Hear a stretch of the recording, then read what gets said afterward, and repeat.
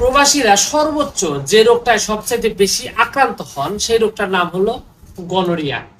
এর কারণ অবশ্য অনেকটাই ভিন্ন, তবে এই গনোরিয়া রোগে যদি আপনি আক্রান্ত হন প্রবাসের অবস্থায় বিদেশে থেকে, তাহলে আসলে অনেক প্রবাসী একদম হতাশাগ্রস্ত হয়ে পড়েন, একদম দিশাহীন হয়ে পড়েন। এর কারণ হলো যে এই রোগটার ভয়াবহতা নিয়ে। এটা আসলে এমন একটা জঘন্য একটা রোগ, এটাতে আপনি অ্যান্টিবায়োটিক খেলেও এটা থেকে আপনি সেইভাবে মুক্তি পাবেন না, ইনজেকশন দিলেও সেইভাবে আসলে এখান থেকে মুক্তি পাওয়া যায় না। এটা এতটাই জটিল একটা রোগ। এবং এটা আসলে যে বিষয়টা হয় যে এই গনোরিয়া রোগের যে জীবাণুটা আছে, এই জীবাণুটা ব্লাডে মিশে গেলে পরবর্তীতে সে মেডিকেলি আনফিট হয়ে যায়, যার কারণে সে বাইরে মানে আর থাকতে পারে না, দেশের বাইরে বা প্রবাসে সে আর থাকতে পারে না, তাকে দেশের বাইরে বাংলাদেশে ফেরত আসতে হয়।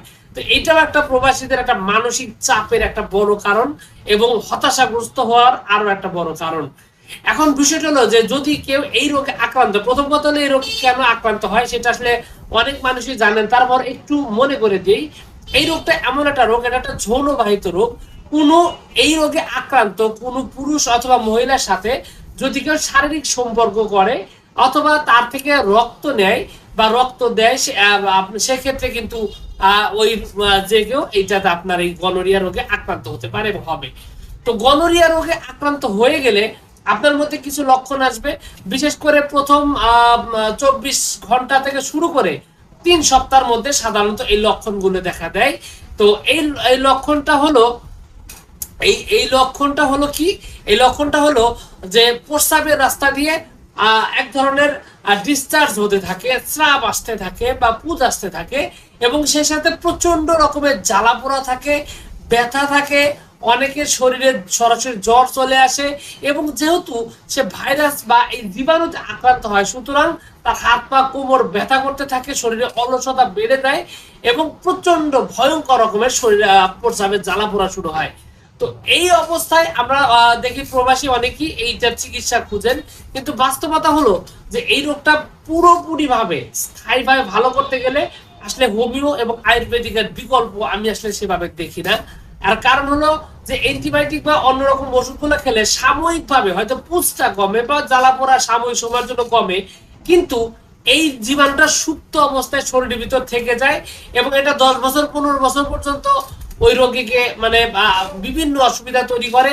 এবং শারীরিকভাবে রোগ যেগুলো লক্ষণ আছে সেগুলো তো থাকেই, এবং দেশে ফিরে এসে যখন তার স্ত্রী বা স্বামীর সাথে শারীরিক সম্পর্ক করে তখন সেও এটা আক্রান্ত হয়।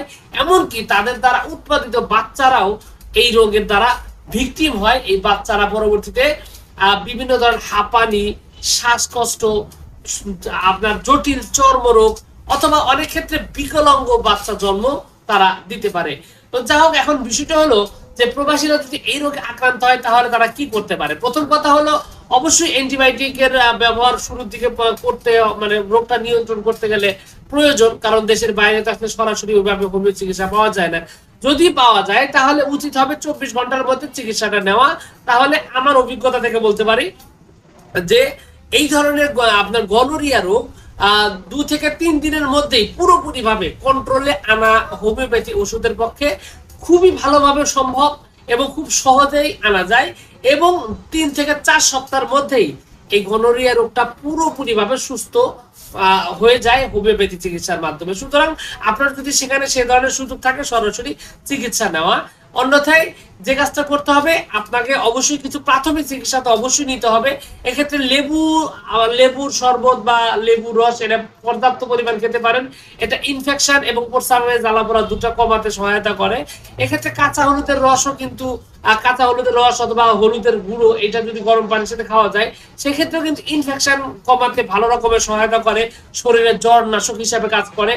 তবে চিকিৎসার নিকটস্থ যেটা আছে, আপনি অ্যালোপ্যাথি যদি কাছে থাকে সেটারও চিকিৎসা নিতে হবে। পাশাপাশি দ্রুত এই রোগটা নির্মূল করার জন্য হোমিও বা আয়ুর্বেদিকের মাধ্যমে, আমি বলবো হোমিওপ্যাথিকের পারফেক্ট যে চিকিৎসাগুলো আছে, যে ওষুধগুলো রয়েছে, এই ওষুধগুলোর মাধ্যমে চিকিৎসা নিয়ে এই গনোরিয়াকে একেবারে চিরবিদায় করা। অন্যথায় আপনার লাইফ কিন্তু পরবর্তীতে বড় ধরনের ঝুঁকির মধ্যে পড়ে যাবে এবং একটা কি কি সমস্যা হবে ইতিমধ্যে আপনি বুঝতেই পেরেছেন।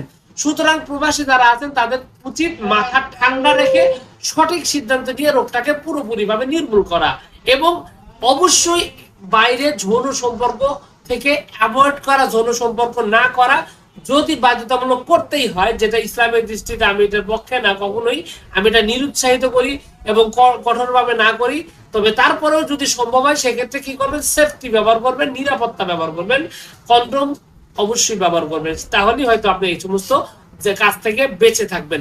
অন্যথায় আপনার অবস্থা আরো জটিলের দিকে যাবে, একটা পর্যায়ে খুব খারাপ একটা পরিস্থিতি তৈরি হবে। তো যা হোক, এইটুকু ছিল আজকের ভিডিও। আশা করছি পুরো তথ্যগুলো আপনার কাছে অনেক অনেক বেশি ভালো লেগেছে। আর যদি লেগে থাকে অবশ্যই ভিডিওটিতে একটা লাইক দিন। আর চ্যানেল যদি প্রথমবার এসে থাকেন অবশ্যই চ্যানেলটি সাবস্ক্রাইব করবেন। কোনো প্রশ্ন, কোনো মতামত, কোনো অভিযোগ যদি থাকে তাহলে অবশ্যই কমেন্টস করে জানাতে পারেন। তো ভিউয়ার্স, আপনাদের সকলকে অনেক অনেক ধন্যবাদ। আসসালামু আলাইকুম ওয়া রাহমাতুল্লাহ।